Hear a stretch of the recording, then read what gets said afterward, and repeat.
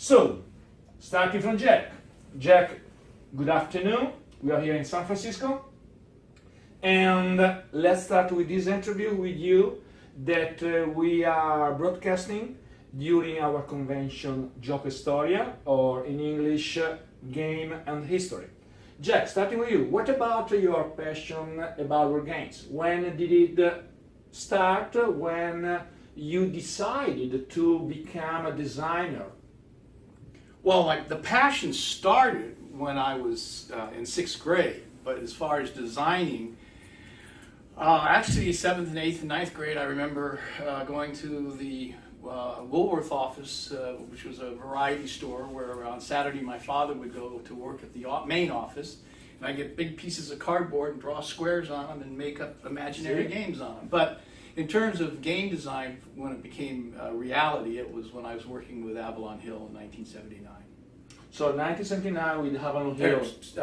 I'm sorry, 75. 1975. Yeah, well, 75. I see. When did you start? What was the year you started? Yeah, 75. No, not with Avalon Hill. I'm talking about when you started making those games on Oh, cardboard. it was, it would have been 1964, 65. Okay, and you were how old? Oh, 10, 12, 14. Yeah. What about you, Dana? What about this sort of interest about the war games? I knew nothing about war games. Yeah. I played games, Risk, Monopoly, and so forth when I was The traditional games. The traditional games.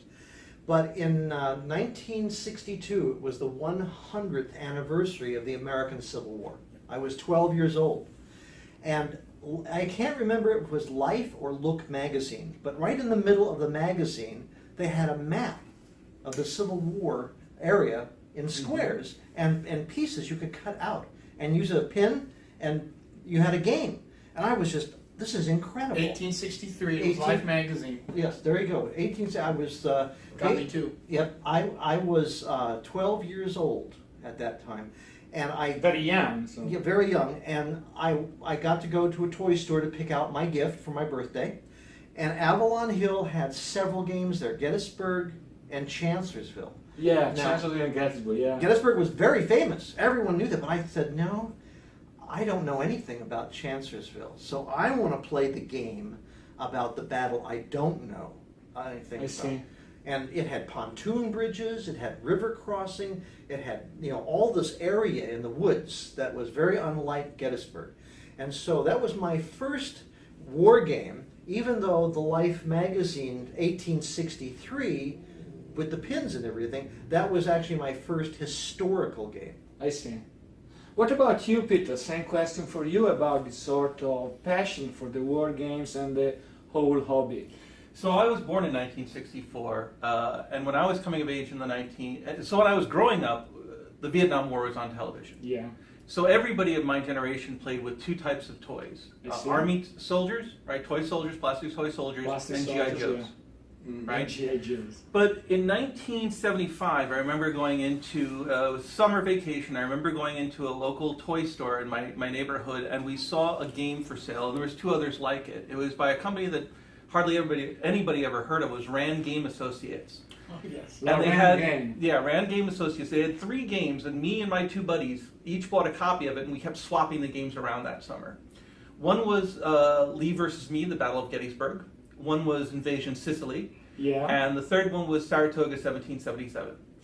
The interesting thing for me, unlike a lot of people that played like all the SPI or Avalon Hill games in series, right, which were all hex-based, in this, only Invasion Sicily was hex-based. Lee versus Meade actually had a point-based on it was squares, and every side and every vertex had a different movement point to go from one place to another. I remember, I played that recently, so I remember that. Exactly, and so that was a unique thing at the time. Nobody else had been doing that. The same thing for Saratoga 1777, which was based upon road movement. And there was a kind of a town-to-town road movement based upon upstate New York's distance in towns, like how far could a unit march in a day. And so each of these 3 games, this is 5th grade for me, so I'm learning different ways to model strategic behavior and operational behavior depending upon what you're trying to simulate. And so I think that was a very interesting point of entry. I don't know a lot of other people that came in with the Rand Games brand. But I didn't start developing until the 1980s professionally, and I got a job at the now defunct West End Games, and that was where my first design experience came. During the end of the golden age, actually. Yes, Yeah. exactly, right, because we had a lot of ex-Avalon Hill folks had kind of washed ashore at West End. And yeah, at the time it was Victory Games was our major competitor Yes. in the war games industry. And so yeah, it was kind of a last hurrah for that generation of folks in the mid to late 80s then. How I see. old were you in 75? I was in 5th grade, so I'd have been like 11 or 12. Okay. So, Well, Jack, let's continue. What's the first war game you designed, and also what are the reasons why?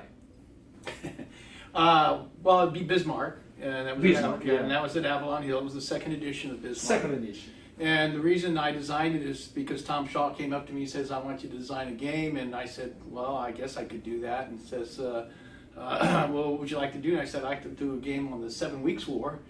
And he looked at me kind of blankly, and he said, why don't you redesign Bismarck? And I said, okay. That's Bismarck. Yeah. Then what about your first war game? as soon as I got that game home when I was 12 years Yes. old, I wasn't happy with it. I thought there should be more to it.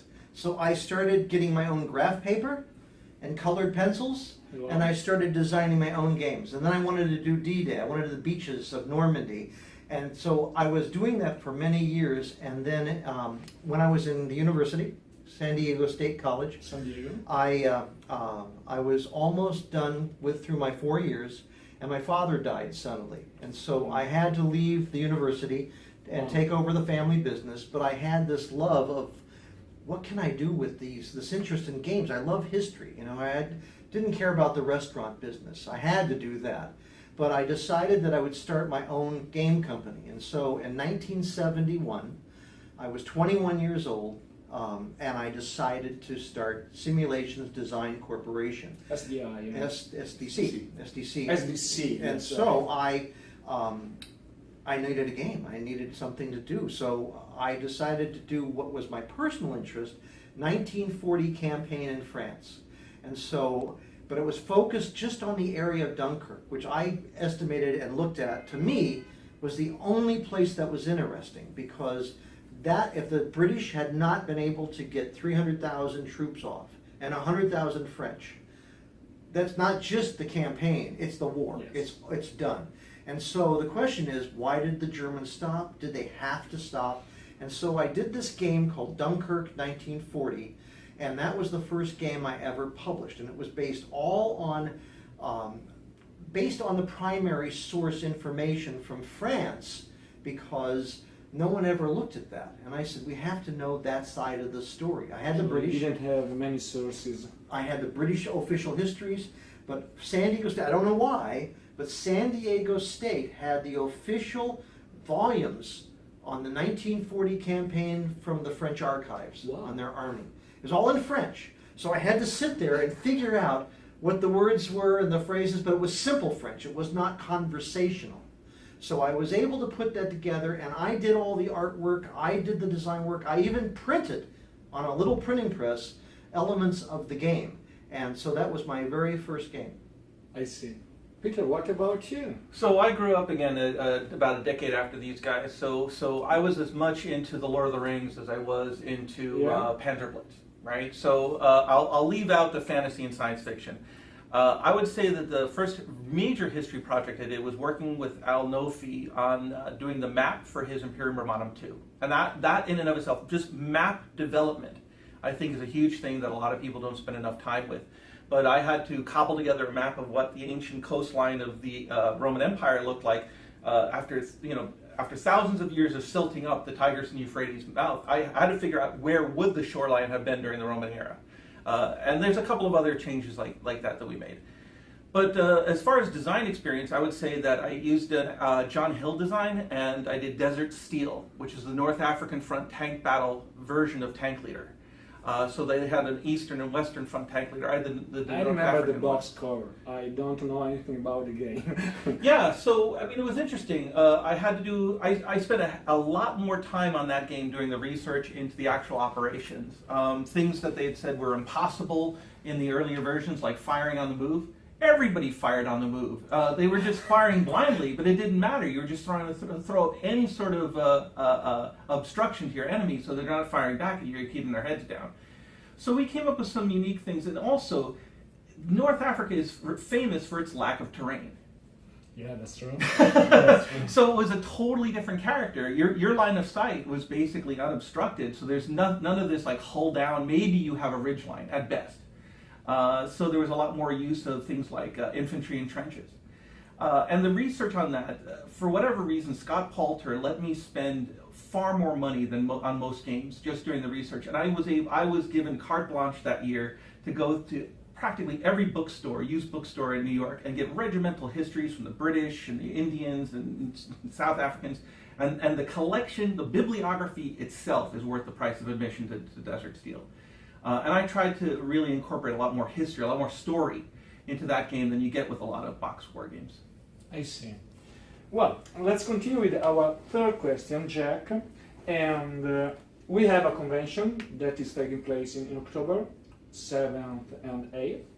And the title of this convention is Italian Arte e Storia, or better, Art and War Game, the importance of the art in the war game. So, what about the importance? What level of importance do you attribute to the graphic, to the artist in the war games? What's your opinion about? Is it so important, the graphic in a war game? It's vital.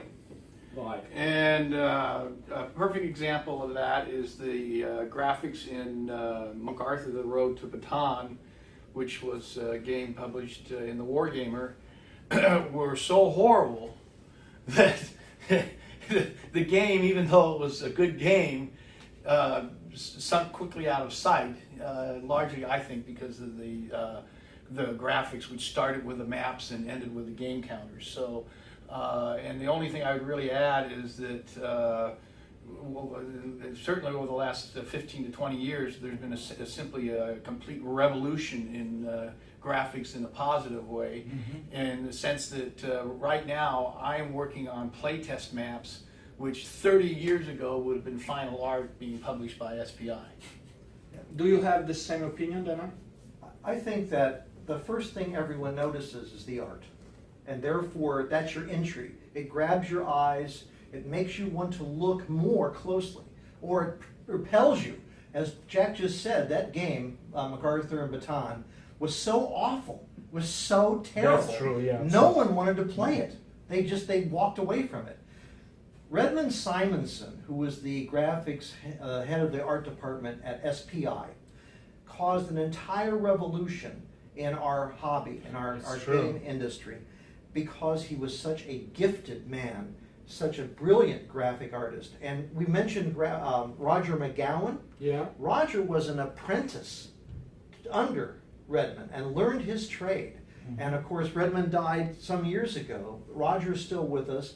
But now we look at the standard, the quality standard is being set by Roger. But really, that first step, those first games, and what grabbed people, what made them go, oh my God, I've got to look at this, I've got to look at history. And SPI was exploding with Strategy and Tactics magazine. It got into the hands of thousands and thousands of people. That's true. We can say that the maps, the SPI maps, are still good nowadays. That's right. Yeah. And the counter art and everything. But he was laboring under restrictions of costs, because back then in the 70s, two-color art was very expensive. Yeah, that's true. Today, we just take for granted I can have Full the color. colors of the rainbow, right? I can have multicolored counters, right? And we take that for granted, but that was revolutionary. He was able to do two colors and make it look like it was 4 or 5. That's true. He made people love this artwork so much and so interesting. He came up with, area movement, large hexes, all these other things that no one had ever even tried at Avalon Hill or any game before. And this stuff should not be forgotten. Redmond is no longer with us. He passed several years ago. But what he did was revolutionary. And we know now today that Roger McGowan, who's now the Continues master, the tradition. But he didn't just come up with this on his own. He served as an apprentice under Redmond. Okay? Just the old traditional apprentice. His internship started with Redmond. So, and he always makes that connection and reminds people of how important Redmond was. Now today there's so much, many colors available. Full color, as Peter was saying, you could put 100 colors on a counter. It doesn't cost anything more than just one. So why not use that? I did a lot of graphics when I started because it was cheaper than you didn't do it on a computer. You actually did it the old-fashioned way with knives and pens and everything. Rubylith and all that, the first way of making color overlays. I don't do that anymore, not because I don't like it. It's because it's so technical, and the people who do that every day are so fine-tuned about the graphics and the tricks being able to, once you learn the software, they're now up to edition number 88. And I'm still back, in the old days of doing it by hand.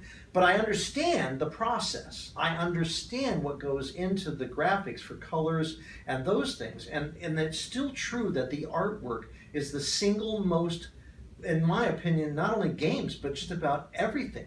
If a poster, of a game, if a movie poster, anything is going to grab your attention, it's because the artwork is so well done. Dana, you are right. And I want to change my question to Peter. Peter, didn't you think that a good graphic could conceal a bad game, a bad system game?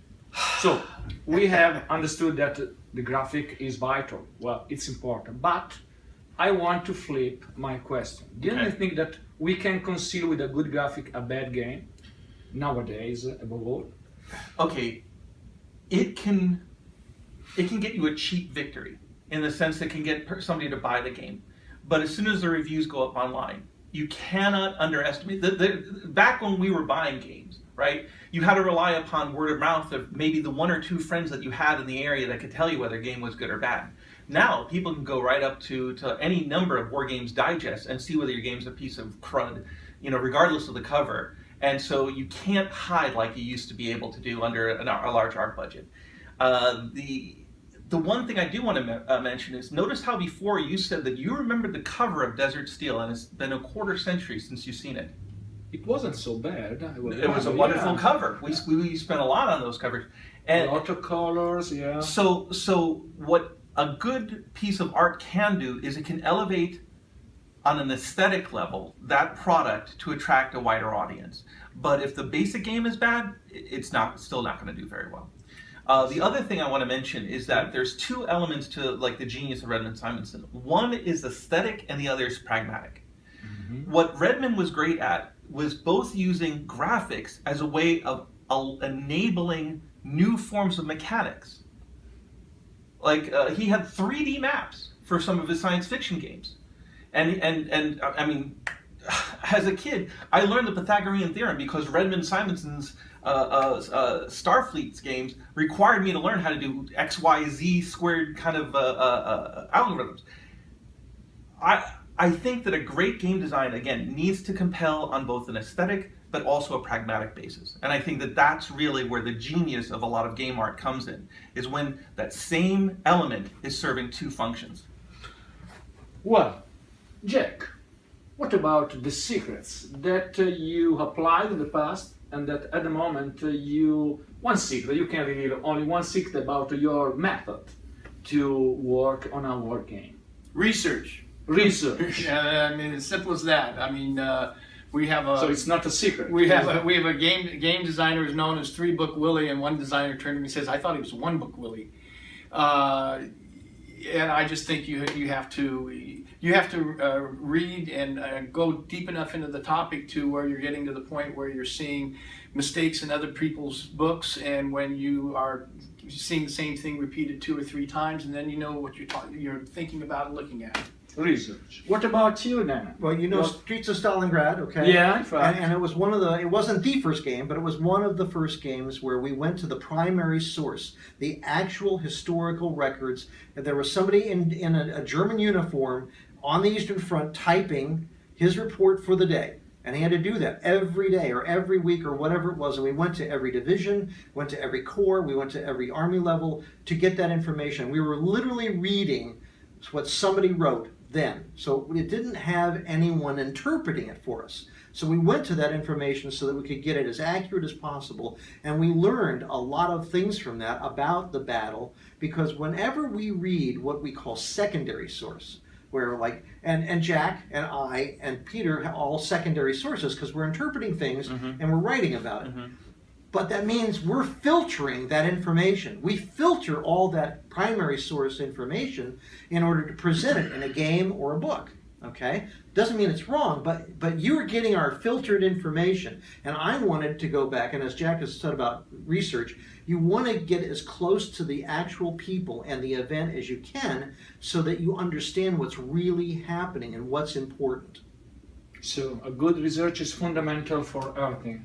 Do you I have would the say- same opinion? Yeah, and I think what we were talking about as we were walking before is key to me, is that you have to tailor the mechanics to represent these, whatever these first-person stories are. If your mechanics don't support the recreation of that person's actual experience, if you're reading a tag commander and they said, we didn't care whether we were firing accurately or not, we were firing just to like throw up smoke and just get people's head down. If that's what they're doing, but your game says, no, there's a fire and a move, but you can't do both at the same time, then you're doing a disservice to that history. Your system has to be adapted to the actual experience of the battle operators. And I think that was the big thing that happened with me. Again, John Hill is certainly no slouch at game design, but I had to tell John, we're changing this rule.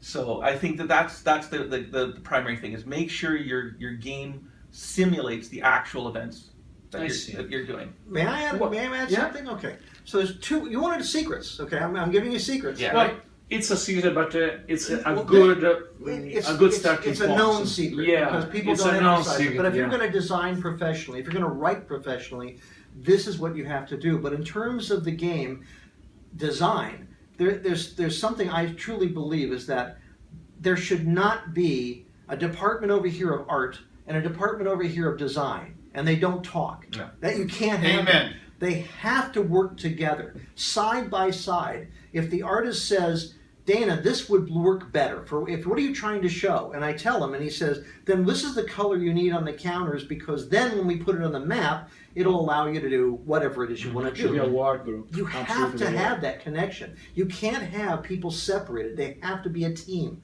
That's the first thing. And John Hill told me something as a designer, and I believe he was a true genius of game design, because even if people disagreed with his interpretations of history, even if they didn't think this works right, he still is the master of game fun, Yes. playability, okay? Yes, playability. And he absolutely. told me this. This is what John told me, because I was a very good friend of his, is that there's a simple way to judge any game you're doing.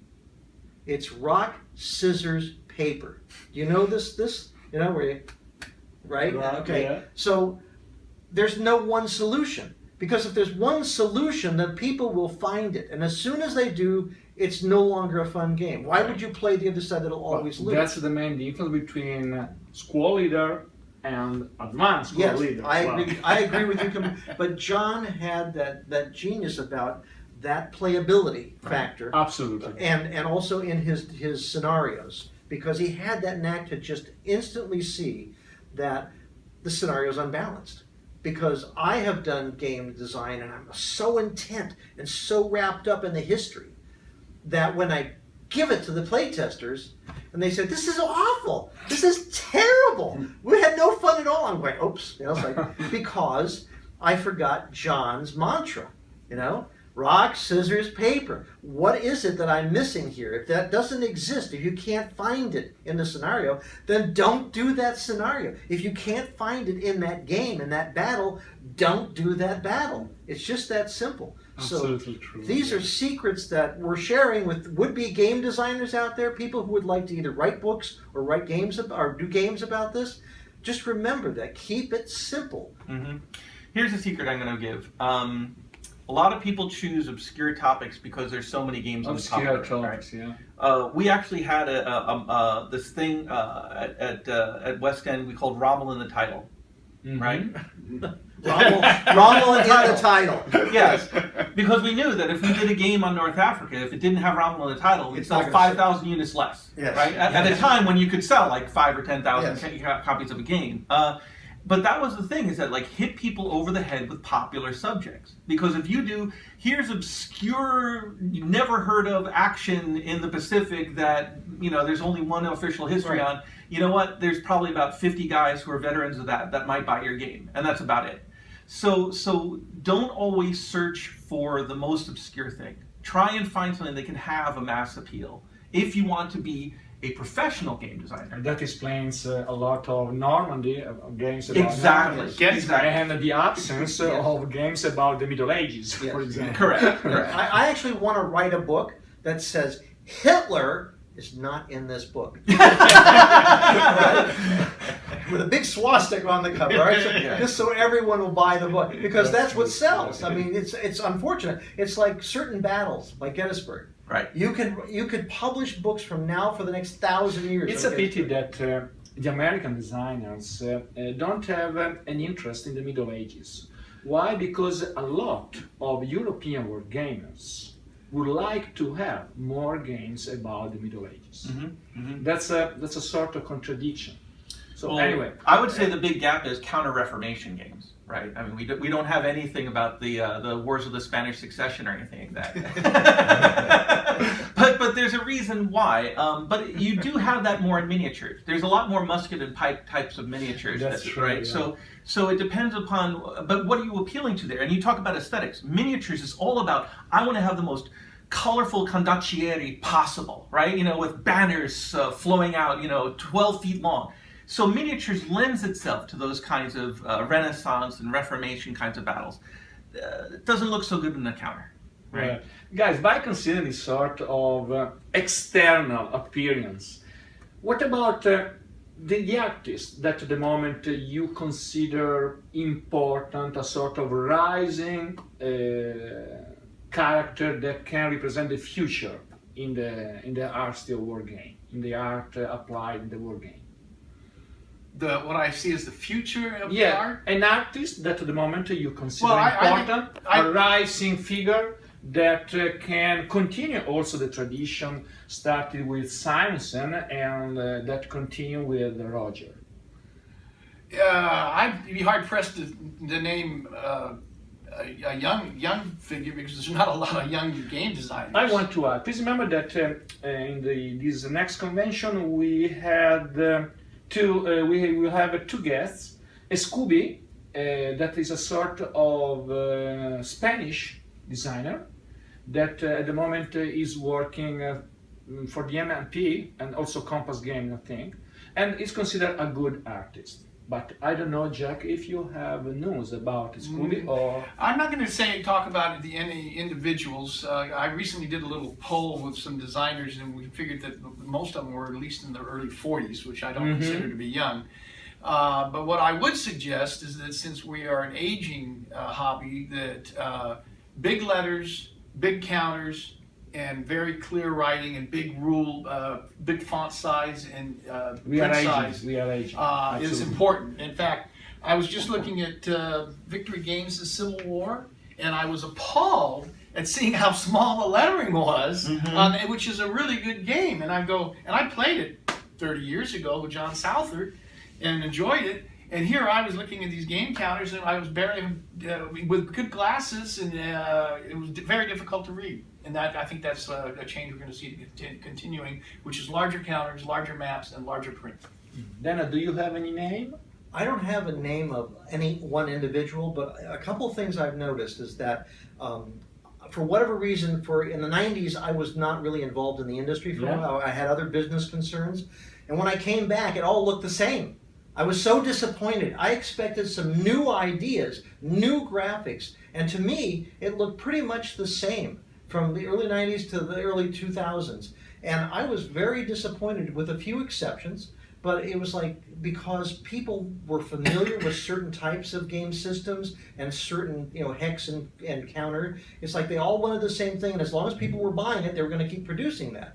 What I think really grabbed me and impressed me was when the Euro games started influencing, in fact, like Frank Chadwick's American Civil War game, the House Divided. Oh, the Phalanx production of it. The Phalanx game. What happened is that took somebody outside of America, in Japan, okay? And the people you're working with now, I think that the Chinese are now doing some interesting things, and Euro, definitely, absolutely, because they're all coming from, they don't have that rigid thinking that the Americans are in, that it has to fill a certain type of style, you know, certain counter, a certain X, you know, and they're coming at it from a different perspective. I love new things. I love people trying out stuff like that.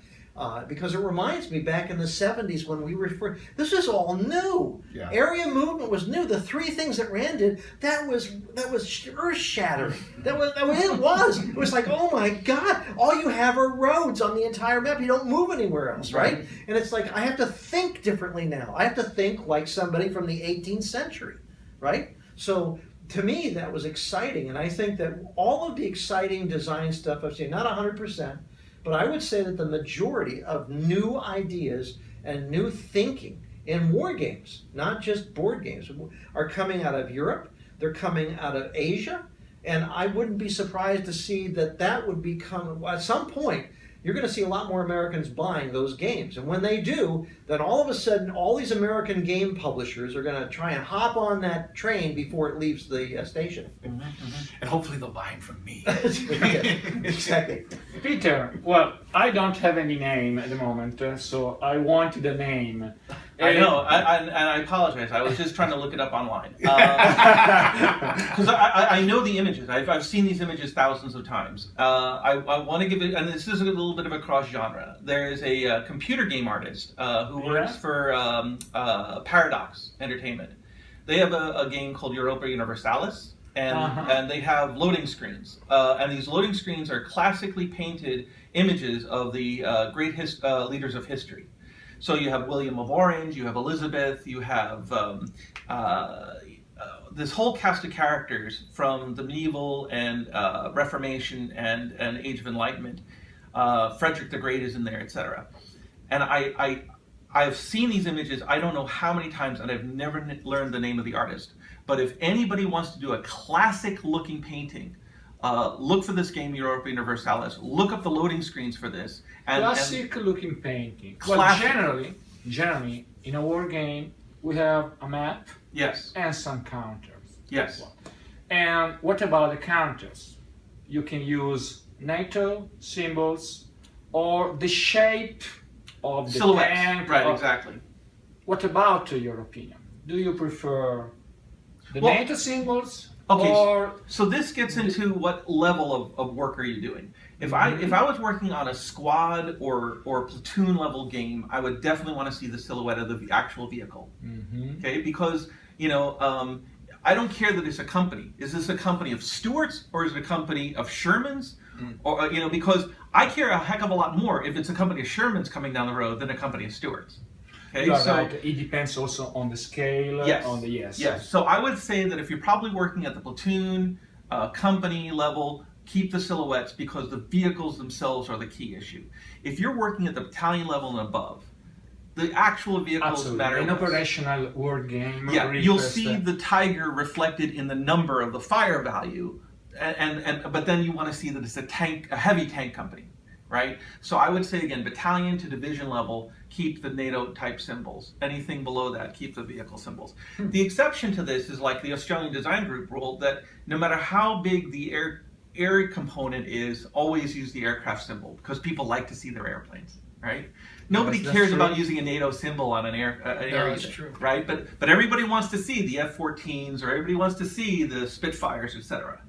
So for the air units, and the same thing with the naval units, nobody uses a NATO symbol for a battleship. They want to see the battleship profile, right? Absolutely, yes, that's true. So I think that it depends upon, again, the scale and then the kind of unit it would be. The type of weapon. Yeah. If you have any kind of connection between board games and miniatures and building model kits, this is the first and most important connection. Absolutely, because it's most like miniatures and a model on a board, okay? But this thing about NATO has always been, I don't understand it. I know that a lot of people are crazed about it. I only want NATO symbols. I don't know why. I don't know why they became the standard, but they did. And a lot of them learned that and they just resist learning, say, German symbols or Soviet. When I did Streets of Stalingrad, as far as I know, it was the first game that used both sides, and it used their symbols. Because I wanted to impart, if you're going to be the Soviet player, I want you to think like that person, Right. what you're looking at. If you're going to be the German player, you have to think like that. And so that was part of the art, to get them into it, is to have symbology that was historical and accurate. And some people were like, wow, this is really interesting. But I've always had people, even to this day, who said, I didn't buy that game because it didn't have NATO symbols. It's like, I don't know what to tell you. I really don't. Yeah, I remember Invasion Sicily had the same thing. Is that for the Allied units they had the NATO symbols, but for the German ones they had like Panzer Grenadiers with like the wheels underneath it. Right. You know, so yeah. I mean, and again, a lot of this depends upon what is the kind of ethos that you're trying to project in your game. Is this, if this is a historical game, it makes sense to make a German player feel like he's a German commander looking at those symbols.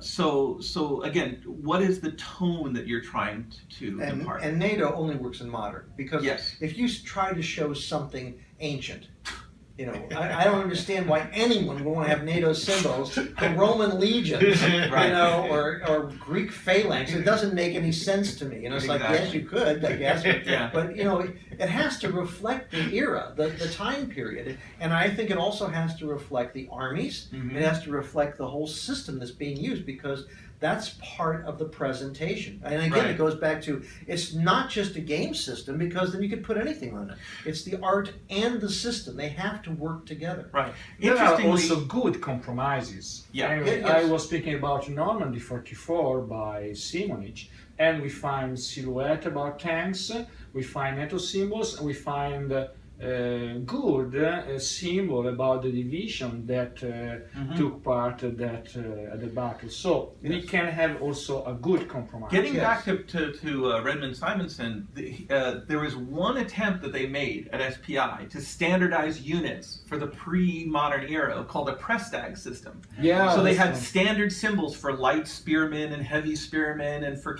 light cavalry and heavy gun. That would be like the closest you can get to in terms, but that was Redmond. That was his genius. He came up with a standard That's true. symbology You are absolutely right. for pre-industrial units. Jack, what about your future projects? Well, I'm consumed right now with my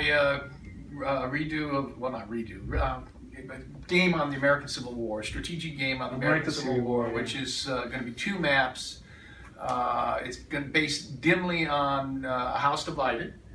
Frank Chadwick gets a shout out, and my Bear Flag Republic game, which is going to be coming out next year from One Small Step, John Compton's So company. I'm very excited to be doing primary Okay. source books. I'm very excited to be doing the magazine for the World War I organization to teach people. But in terms of my interest, Streets of Stalingrad and things like that, I want to get the most number of people to be introduced to what I'm doing and what I have discovered in my research. And the only way to do that is with games that are smaller. Streets of Stalingrad is way too big. Even, Jack, I'm no offense, but 2 maps game too big for me now. I'm doing card games. I'm doing 1 card game on World War I with Roger McGowan and using his artwork. I'm doing these small mini games that go in the World War I magazine, and I'm working on other games, including a version of Streets of Stalingrad, much smaller, but still uses all of my research. What about you? I see. Yeah, so I all of these games that we talked about in the golden era were 3rd generation war force on force games, where you had front lines, you had you had divisions, etc. It's not how wars are fought anymore, and it's not why wars are fought anymore. And so I've been working upon more. It's not really game designs yet. It's more game theory and some research into 4th generational conflict simulation.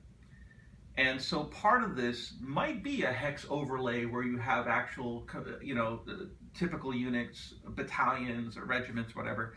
But far more would be area based on things like levels of civil unrest and insurgency, political control by factions, or imagine a Somalia game where you have technicals and checkpoints, and you have NGOs trying to operate within those areas. Same thing for Syria. we needed to have a whole new strategy of how we approach a fourth generational system from the dissolution of the Balkans to Somalia to Syria and Iraq. And that's what I've been trying to focus upon. And it has to incorporate not just military affairs, but civil affairs as well.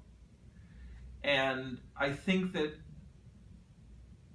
as opposed to the old-fashioned win-lose situation of a two-player game, we have to face the reality that modern conflicts are often lose-lose and are multi-party. So you are trying to create a system that is similar to the coin games. In a way, yes. And so as an example then, and then now the implementation of these theories can happen from a very simplistic card and board game all the way up to computer simulations. But as an example, one of the prototypes I was working upon was based on the Balkans, and it was called Rozumien. Rozumien is a word that even itself is highly contentious because it means I understand in one dialect spoken in the Balkans.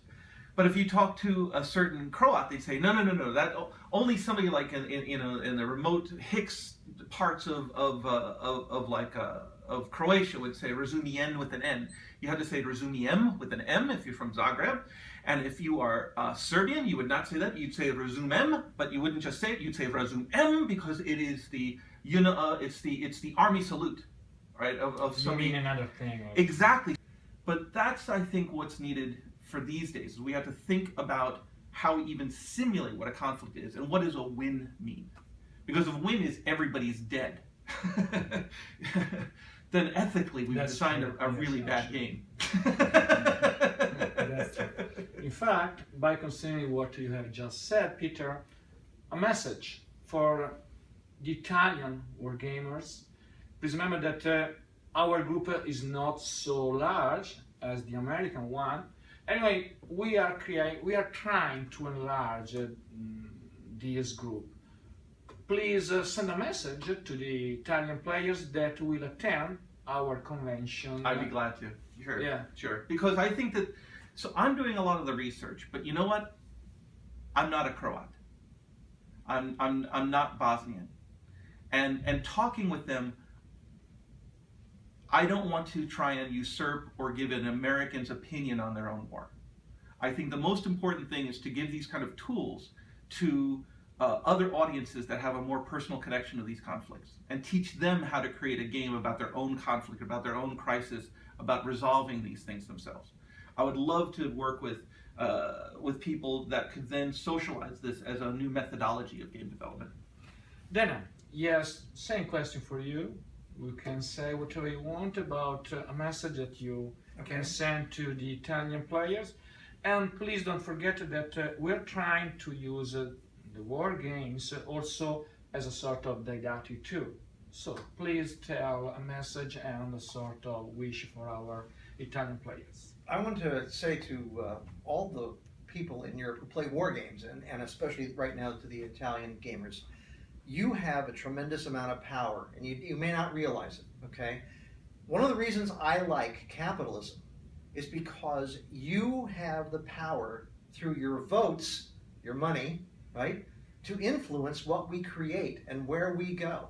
And if you don't see something that you want from American publishers, then you can either try and design it or create it yourself and find a publisher. And there are publishers, American publishers, there are Asian publishers, or maybe even European publishers that would take a chance on that, or do it yourself. Mm-hmm. You know, you can find your audience, but you have a lot of influence. And if we're not giving you what you want, then you should talk to us. We can see it instantly on the internet and on the forums or anyway, or through you, Mauro. You can say, I took a poll at the Absolutely. convention. Mm-hmm. I asked everybody, what do you want to see? Do you want to see more World War II? What scale do you want to see it? Is there anything that, other than obviously Italian subjects, there must be something that would, like you mentioned the Middle Ages.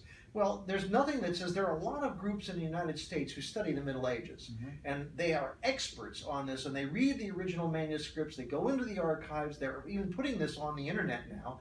So my wife loves the Middle Ages, studies it, and she knows where to go to read German and French and others. Usually we only get the English in our schools about the Middle Ages, right? But the fact is, there's a lot of European history about the Middle Ages, and if they want to have us do some studies or research and games on particular Middle Ages battles or just situations, then let us know, please. Well, and Jack, let's close with you. Well, the only thing I would add, which is really the two gentlemen really summed it up quite well, is try to experience as many games from as many different cultures as possible, and in this case I would definitely include Asian cultures. There's an Indonesian game designer who wants to do publish at some point a game on based in the 1500s of the Ottoman Empire's naval influence into the Indian Ocean. Well, until he told me about it, I didn't even know there was any Ottoman naval influence in the Indian Ocean during those 1500s. So I think that's important, and just communicate. Communicate as much as possible through and over as many cultures as you possibly can. Mm-hmm. Thank you very Well, much. guys, thank you. Thank for you your very time much. and patience.